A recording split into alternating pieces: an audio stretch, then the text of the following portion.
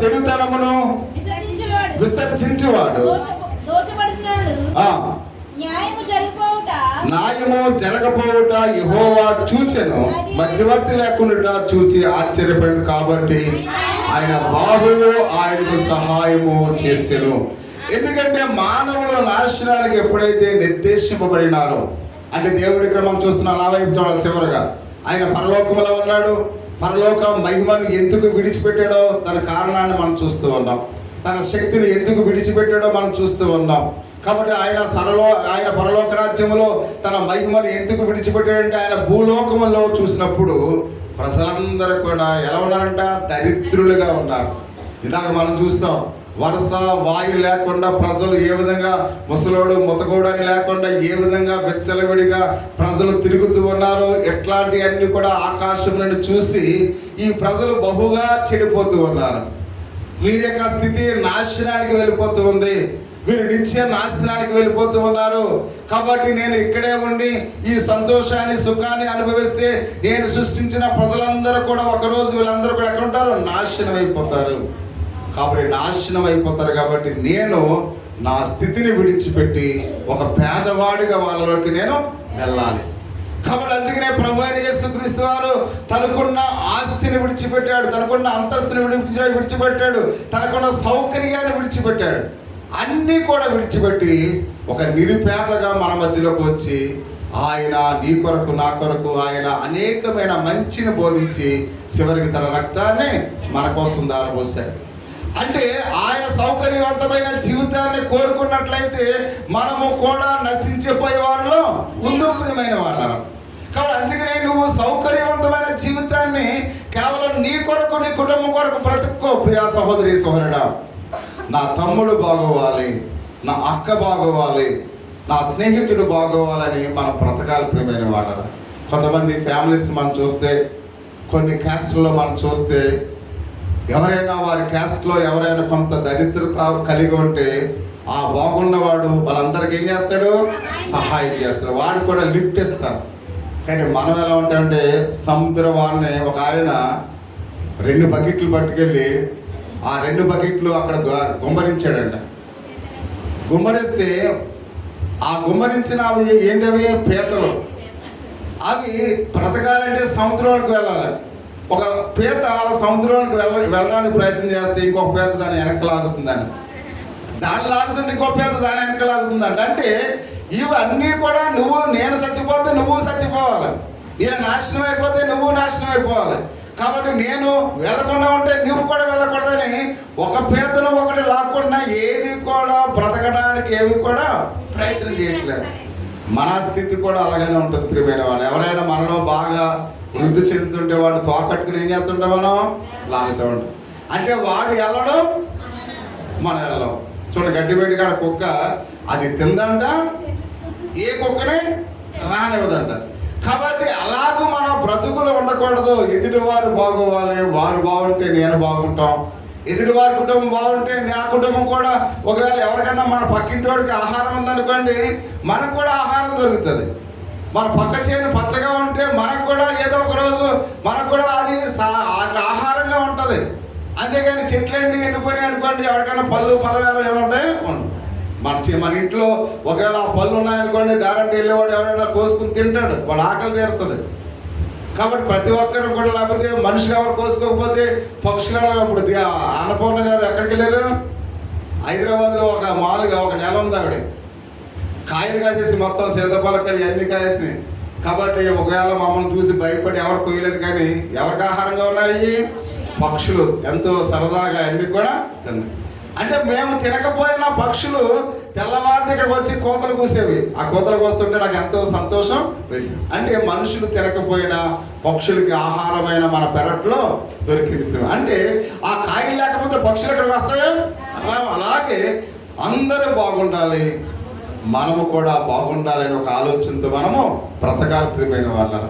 ఎప్పుడు కూడా ప్రతి ఒక్కరం కూడా ఎదుటి వారికి సహాయం చేసే మంచి మనస్సు మనకు ఉండాలి. అదే దేవుడు కోరుతూ ఉన్నట్లుగా మనం చూస్తూ ఉన్నాం. అందుకనే ప్రభువైన యేసుక్రీస్తు వారు కూడా ఈ లోకానికి ఉద్భవించినట్లుగా మనం చూస్తూ ఉన్నాం. మన రక్షకుడుగా ఉండడానికి యేసు అంతటినీ కూడా ఏం చేశాడు? విడిచిపెట్టాడు ప్రియమైన వాళ్ళరా. మన మన పొరుగు వారు కూడా బాగుండాలంటే మనము కూడా కొన్ని విషయాలు ఏం చేయాలి? విడిచిపెట్టాలి, తగ్గించుకోవాలి. తగ్గింపు యొక్క స్వభావాన్ని మనము కలిగిన వారమై ఉండాలి అని పరిశుద్ధ గ్రంథంలో అయితే మనం చూస్తూ ఉన్నాం. ఆయన దాసుని స్వరూపము దాల్చుకుని శిలువ శ్రమల మీద, ఆయన శిలువ మ్రాని మీద ఎన్నో శ్రమలు అనుభవించినట్లుగా మనం చూస్తూ ఉన్నాం. చూడండి, నిజానికి ఆ శ్రమలు అనుభవించడానికి ఆయన ఏమాత్రం కూడా అర్హుడు కాదు ప్రియమైన వాళ్ళరా. ఆ శ్రమలు నిజంగా వాస్తవానికి ఎవరు అనుభవించాలి? మనము అనుభవించాలి. మనము అనుభవించవలసిన శ్రమలు, మనం పడవలసిన బాధ, మనం పడవలసిన వేదన, మనం పడవలసిన ఆ యొక్క నరక యాతన ప్రభువు అనుభవించాడు. దేనికోసం అంటే మనం బాగుండాలని, మనము ఆయనతో పాటు పరలోక రాజ్యంలో ఆనందించాలని ఆయన మన కోసం తన్ను తాను తగ్గించుకున్నాడు అనే విషయాన్ని పరిశుద్ధ గ్రంథంలో అయితే మనం చూస్తూ ఉన్నాం. మనలో ప్రతి ఒక్కరము కూడా ఎంతో ప్రియమైనదిగా ఎంచుకున్న ఈ జీవితాన్ని బట్టి ఒకసారి ఆలోచించండి. పరలోకపు తండ్రి ఎంతో పేదతనాన్ని ఆయన అనుభవించాడు అనే విషయానికి మనం చూస్తూ ఉన్నాం. కాబట్టి యేసు ఇచ్చిన ఈ సౌకర్యవంతమైన జీవితం ఏంటి అంటే, మన కష్టాన్ని, మన బాధలను, మన యొక్క ఆ రోగాన్ని ఇవన్నీ కూడా ఆయన తీసుకుని మనకిచ్చిన సౌకర్యవంతమైన జీవితం అండి. చివరిగా ఈ మాట మనం చూద్దాం. ఎందుకంటే ప్రియ సహోదరి ఆయన మాట్లాడుతున్నాడు, అది దేవుడు నిన్ను ప్రేమించి ఇచ్చిన ఆ యొక్క మాట మనం చూస్తున్నాం. ఆయన నిన్ను నన్ను క్షమించి ఉన్నాడు ప్రియమైన వాళ్ళ. ఆయన మనకిచ్చిన సౌకర్యవంతమైన జీవితం ఏంటి? ఆయన మనల్ని క్షమించాడు. ఎంత ఘోర పాపినైనప్పుడు కూడా ఆయన ప్రేమిస్తూ ఉన్నాడు. ఎంత ఘోర తప్పిదాలు చేసినప్పుడు కూడా ఆయన నిన్ను నన్ను క్షమిస్తూ ఉన్నాడు. ఎంత గొప్ప సౌకర్యవంతమైన జీవితాన్ని ఆయన మనకిచ్చాడు గమనించండి. ఎవరైనా తప్పు చేస్తే మనం ఒకసారి చూస్తాం, రెండుసార్లు చూస్తాం, మూడోసారి మనం గద్దించడానికి, వాళ్ళని కొట్టడానికి, తినడానికి మనం ఎదురు చూస్తాం. కానీ యేసయ్య ఆయన క్షమించేవాడుగా ఉన్నాడు. ఈ అపరాధములన్నీ, నా అపరాధములన్నీ, మనం చేసిన ప్రతి ఒక్క పాపాన్ని ఆయన క్షమించేవాడుగా ఉన్నాడు అనే విషయాన్ని పరిశుద్ధ గ్రంథంలో అయితే మనం చూస్తూ ఉన్నాం. ఎందుకంటే ఆయన దయచేసిన ఈ సౌకర్యవంతమైన జీవితాన్ని కాబట్టి సాలినంత మనం తృప్తినిస్తుంది ప్రియమైన వాళ్ళ. ఈ లోకంలో ఏది కూడా నీకు తృప్తినివ్వలేదు. ఒకవేళ ఈరోజు మంచి ఆహారం తిన్నా, సాయంకాలం మనం ఇంటి దగ్గర తినే ఆహారం సరిగ్గా రాకపోతే మనం తృప్తి చెందాం ప్రియమైన వాళ్ళ. అంటే మానవుని యొక్క జీవితానికి తృప్తి అంటూ ఏది కూడా ఉండదు. ఇప్పుడు అన్ని రకాల కూరలు ఉన్నాయనుకోండి, ఏదో ఒక రకమైన కూర బాగులేదనుకోండి, మనం ఏం చేస్తాం? తృప్తి పడం. బాగాలేదనుకుంటా. అంటే అక్కడ చికెన్ బాగుంది, సాంబార్ బాగుంది, అన్నీ బాగున్నాయి, ఏదో సాల్ట్ వేయలేదనుకోండి మనం తృప్తి చెందాం ప్రియమైన వాళ్ళ. అంటే మానవుని యొక్క జీవితం అన్నీ బాగున్నా ఏదో ఒకటి కొదువైతే మనం ఏం చేస్తుంటాం? ఏదో లోటు అయినట్లుగా భావిస్తాం. కానీ ప్రభు సెలవిస్తున్నాడు, తృప్తి నొందండి. దేవుడు మనకిచ్చిన ప్రతిదాన్ని బట్టి కూడా మనం ఏం పొందాలంట? తృప్తి చెందాలి అని పరిశుద్ధ గ్రంథంలో అయితే మనం చూస్తూ ఉన్నాం. కాబట్టి యేసు ఇచ్చిన సౌకర్యవంతమైన జీవితాన్ని మనం బట్టి మనం తృప్తి చెందవలసిన వారి బట్టి మనం చూస్తున్నాం. అందుకని అపోస్తలుడు పౌలు అంటూ ఉన్నాడు, 6వ అధ్యాయము, 1 తిమోతి 6వ అధ్యాయము 6 నుంచి 10 వచనాల్లో నేను చదువుతున్నాను, టైం లేదు కాబట్టి ఒకసారి గమనించండి. సంతృష్టి సహితమైన దైవ భక్తి గొప్ప లాభ సాధకమై ఉన్నది. మనమేమీ లోకంలోనికి ఏమీ తేలేదు, దీనిలో ఏమీ తీసుకుపోలేము. కాగా అన్న వస్త్రములు గల వారమై ఉండి వాటితో తృప్తి పొంది ఉందము. ధనవంతులకు అపేక్షించే వారు శోధనలోను, ఊరిలోను అవ్యక్తమైన హానికరమైన అనేక దురాశలను పడుదురు. అట్టి మనుషులను నష్టములోను నాశనములోను ముంచివేయదు. ఎందుకనగా ధనాపేక్ష సమస్తమైన కీళ్లకు మూలము. కొందరు దాన్ని ఆశించి విశ్వాసం నుండి తొలగిపోయి నానా బాధలతో తమ్ము తాము పరుచుకుందరు అని రాయబడినట్లుగా మనం చూస్తూ ఉన్నాం. అన్ని దేవుని యొక్క స్వాధీనంలో ఉన్నాయని క్రైస్తవులుగా మనం తెలుసుకోవాలి ప్రియమైన వాళ్ళం. ఏది కూడా మన స్వాధీనంలో లేదు. కాబట్టి మన స్వాధీనంలో ఉంటే అన్ని కూడా మనం కంట్రోల్ చేస్తాం వెంటనే. కానీ దేవుడు మన స్వాధీనంలో ఏది కూడా మనం ఎవరు తీసుకొచ్చావమ్మా? నేను పుట్టినప్పుడు తెచ్చాను, నేను తేలేదు, కానీ తీసుకోవడానికి దేవుడు నాకు ఇచ్చాడు. దీన్ని బట్టి మనం ఏం చేయాలి? తృప్తి చెందాలి. కాబట్టి మనం ఏమి తీసుకురాలేదు, ఏమి తీసుకుపోవాలి అంటే కలిగి ఉన్నవన్నీ కూడా దేవుడే మనకి ఇచ్చాడు. కలిగి ఉన్నవన్నీ కూడా ఏది కూడా నువ్వు తీసుకురాలేదు. కాబట్టి యేసయ్యా ఇది నాకు ఇచ్చినందుకు నీకు వందనాలయ్యా. కాబట్టి ప్రతి దాన్ని బట్టి దేవునికి మన కృతజ్ఞతాస్తుతులు చెల్లించాలి ప్రియమైన వాళ్ళ. కాబట్టి అందుకని ఆయన చెప్తూ ఉన్నాడు.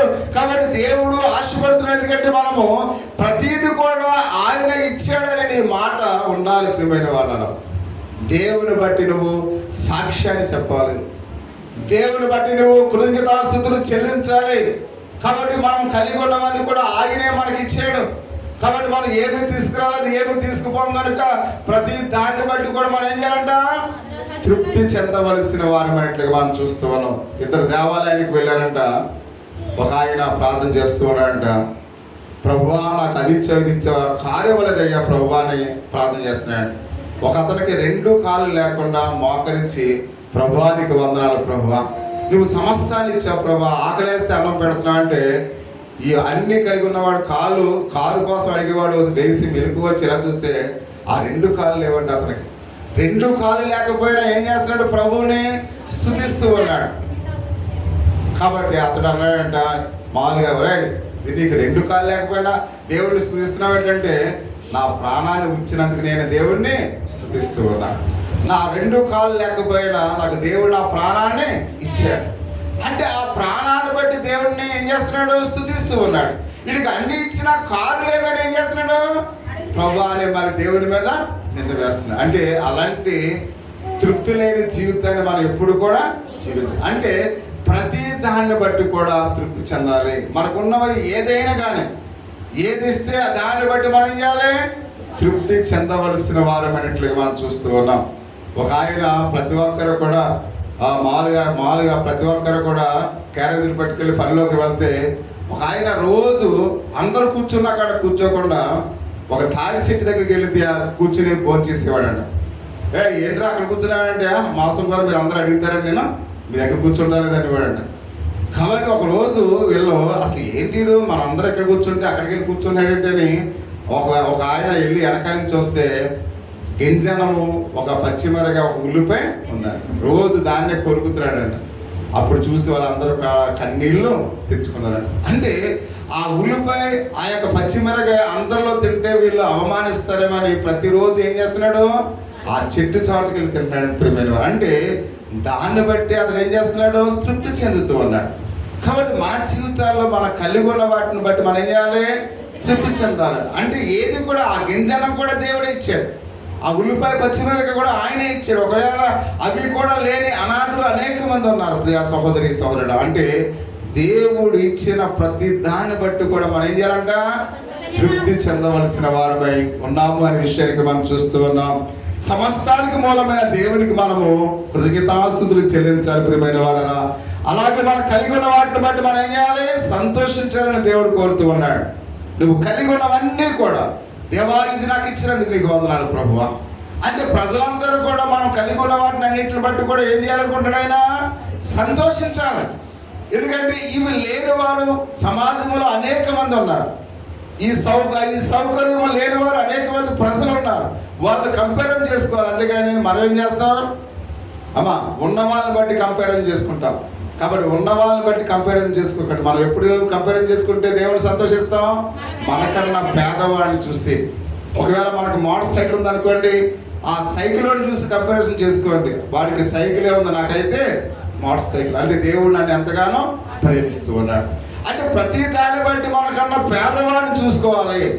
అందుకని ధనవంతులను చూసి నాకు అది ఇవ్వలేదు ఇది ఇవ్వలేదని నువ్వు అనుకుంటే నీలో నిరాశ మాత్రమే మిగులుతుంది ప్రియమైన వాళ్ళ. నువ్వు ఎప్పుడూ కూడా నీకన్నా పేదవాడిని చూసి, వాడికన్నా దేవుడు నాకు మంచి స్థితిని అనుగ్రహించాడు అంటే ఎప్పుడు కూడా ఎలాంటి బ్రతుకులు మన బ్రతకాలని దేవుడు ఆశపడు. అంటే ఎప్పుడైతే ఉన్నదాన్ని బట్టి నువ్వు సంతృప్తి చెందావో, నీకు అనేకమైనవి దేవుడు ఇవ్వడానికి ఇష్టపడతాడు. కాబట్టి ఆయన నీకు ఇవ్వాలంటే నువ్వు కలిగిన దాన్ని బట్టి ఏం చేయాలి, సంతోషించాలి. దేవా నువ్వు నాకు ఇచ్చినందుకు నీకు వందనాలు ప్రభువా, చాలా సంతోషంగా ఉన్నాడు కాబట్టి ఈ అబ్బాయికి నేను ఇంకోటి ఇవ్వాలి. కాబట్టి లేని దాన్ని బట్టి నువ్వు ఏడుస్తుంటే దేవుడు ఎప్పుడు కూడా నీకు ఎవడు ప్రియమైన వాళ్ళు. అందుకనే కలిగిన దాన్ని బట్టి సంతోషించాలని యేసయ్య ఎప్పుడు కూడా మన పట్ల ఆశ కలిగి ఉన్నాడని మాట్లాడుతూ ఉన్నాడు. తృప్తి అంటే నీకు ఇచ్చిన వాటిని తృప్తి కలిగి ఉండండి. ఏమైతే నీకు ఇచ్చాడో దాన్ని బట్టి నువ్వేం చేయాలి? తృప్తి కలిగి ఉండాలి. దీన్ని బట్టి వందనాలు ప్రభువా, ఇది చాలా బాగుంది, ఆరోగ్యానికి నాకు ఎంత సంతోషాన్ని ఇస్తుందని మనం తృప్తి కలిగిన వారమై ఉండాలని మాట్లాడుతున్నట్లుగా మనం చూస్తున్నాం. యేసు ద్వారా ఆయన మనకి ఇచ్చిన తృప్తితో మనం ఏం చేయాలి? జీవించాలి. ప్రియమైన వారలారా, ఈరోజు ప్రతి ఒక్కరికి కూడా మనకు ఏదైతే ఇస్తూ ఉన్నాడో ప్రభువా నువ్వు ఇచ్చిన దాన్ని బట్టి నేను తృప్తి కలిగి నేను జీవిస్తూ ఉన్నాను.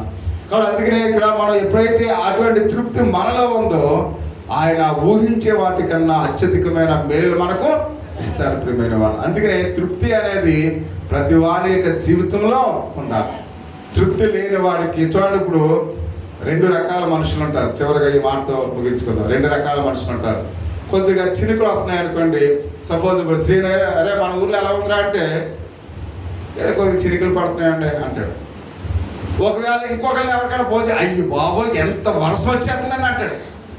తీరా అక్కడ చూస్తే చినుకులే ఉంటాయి. అంటే మనుషులు 2 రకాల. చిన్న బూజు ఉందనుకోండి, చిన్న దుమ్ముందులా అండి పాస్ట్ గారు అంటాడు. అదే ఏమన్నా అయ్యో బాబు ఎంత దుమ్ముందండి అంటాడు. అంటే కొంతమంది మానసికంగా వాళ్ళు చిన్నదాన్ని పెద్దగా చేసి చూస్తారు. ప్రియమైన వాళ్ళ, అలా చూడకూడదు. మనం ఎప్పుడు కూడా అది పెద్ద వర్షం అయినప్పుడు కూడా మనం ఏమనాలి? చిన్నగా వస్తుందిరా అండి అంటే దాని అర్థం ఏంటి? నీలో ధైర్యం ఉంది. పిరికివాడు ఏం చేస్తాడు? అయ్యో బాబోయ్ వచ్చేస్తుందని అంటాడు. అంటే ఎప్పుడు కూడా పిరికివారిగా ఎప్పుడు కూడా ఉండదు. మనలో మనోధైర్యం ఉండాలి. ఎందుకు మనోధైర్యం ఉంటుంది? నా యేసయ్య నా వెంట ఉన్నాడు. నా యేసయ్య ఎవరు వెంట ఉన్నాడు? నా వెంట ఉన్నాడు. యేసయ్య నా వెంట ఉన్నాడని వాడికి చూడండి, ఇక్కడ ఒక మాట చూస్తూ ఉన్నాం. 12 మంది వేగుల వారు వెళ్ళారు. వేగుల వారు అంటే ఒక అక్కడ ఇజ్రాయేల్ ప్రజలు 40 సంవత్సరాలు వాళ్ళు వెళుతూ ఒక్కొక్క దేశాన్ని వాళ్ళు ఏం చేస్తున్నారు? జయిస్తూ ఉన్నారు. కరెక్ట్గా ఎరుకో ప్రాంతం వచ్చింది. ఎరుకో ప్రాంతం మీద వాళ్ళు ఉన్నారు. చాలా ఎత్తైన పర్వతం మీద వాళ్ళు ఉన్నారు. అక్కడి నుంచి ఎరుకో ఇక్కడ నెఫోలీమ్స్ అని ఉంటారు. వాళ్ళు చూస్తే వాళ్ళు చాలా బలమైన వారు, చాలా పొడుగ్గా ఉంటారు. వాళ్ళు చూసినప్పుడు ఈ 10 మంది యెహోషువతో ఇక్కడ మామూలుగా మోషేతో అన్నారు, అయ్యి బాబోయ్ వాళ్ళు మనం జయించలేమండి, ఒక్కొక్కడు ఇంతంతలా ఉన్నాడండి బాబు, ఇంతంత పొడుగు ఉన్నాడని చెప్తున్నాడు. కానీ ఇద్దరు వెనక్కి వచ్చి వాళ్ళు మా కంటికి వాళ్ళ సీమల్లా కనపడుతున్నారు. కాబట్టి వాళ్ళు మనం జయించగలం అని ఇద్దరే సాక్ష్యం ఇచ్చారు. ఎవరు వాళ్ళు? యెహోషువ, కాలేబు. వెరీ గుడ్, కాలేబు. అంటే కాలేబు యెహోషువ కళ్ళకు, అంటే వాళ్ళు వెనకాల దేవుడు ఉన్నాడు కనుక దేవుని యొక్క బలముతో చూస్తున్నప్పుడు శత్రువులు ఎలా కనబడుతున్నారు? సీమల్లా కనబడుతున్నారు. కాబట్టి ఈ 10 మందికి వాళ్ళు ఎలా కనబడుతున్నారు? పెద్ద పెద్ద బలవంతుల్లా కనబడుతున్నారు. అందుకని ఎప్పుడు కూడా నా ఒకసారి అనిపిస్తూ ఉంటుంది, ఇలాంటి మనుషులు అంటే 2 రకాల మనుషులు ప్రజల్లో ఉంటారు. కాబట్టి అందుకని ఆ రకం మనుషులుగా మనం ఉండకూడదు. ఎప్పుడు కూడా మనకి ఏదైనా సాధించగలం అనే నమ్మకంతో ఉండాలి. కొంతమంది పిల్లలు ఏమో పాట వచ్చింది, అయ్యి బాబా అంత పెద్ద పాట ఎలా వస్తుంది మాకు అంటారు. కొంతమంది పిల్లలు అడిగితే వచ్చేసిందమ్మా అంటారు. అంటే వచ్చేసిందా అన్నమ్మా అన్న వాళ్ళు చాలా టేక్ ఇట్ ఈజీగా చూసి దాన్ని చాలా చక్కగా వాళ్ళు చదివేస్తారు. ప్రియమైన వాళ్ళు, అందుకని ఎప్పుడు కూడా అర్థమవుతుందా? అయ్యి బాబు నేను రాయగలను అంటే నువ్వు ఏది రాయలేవు, నేను చేయగలను అంటే నువ్వు ఏదైనా చేయగలవు. నేను 100 మార్కులతో పాస్ అవుతానంటే నువ్వు పాస్ అవుతావు. అయ్యి బాబు నేను పాస్ అవ్వలేనని కొంతమంది ఆ టైం అంతా ఆ పక్క పేపర్ ఈ పక్క పేపర్ అవుతాడు, టైం అంతా వృధా అయిపోతుంది. కాబట్టి అలా కాకుండా మనం ఏం చేయాలి? నేను చేయగలనే ఒక సామర్థ్యం మీద దేవుని మీద ఆధారపడి ఉంటే విజయాన్ని సాధించడం ఏదైనా మనకి సాధ్యమే. ప్రియమైన వారు, ఆ విధంగా దేవుడు మిమ్మల్ని మీ కుటుంబాలని దీవించి ఆశ్రయించును గాక. ఆమేన్. మన మధ్యలో కార్తీక్ వచ్చి ప్రార్థన చేస్తాడు. దయచేసి ప్రతి ఒక్కరు కూడా గమనించవలసిందిగా తెలియపరుస్తున్నాను.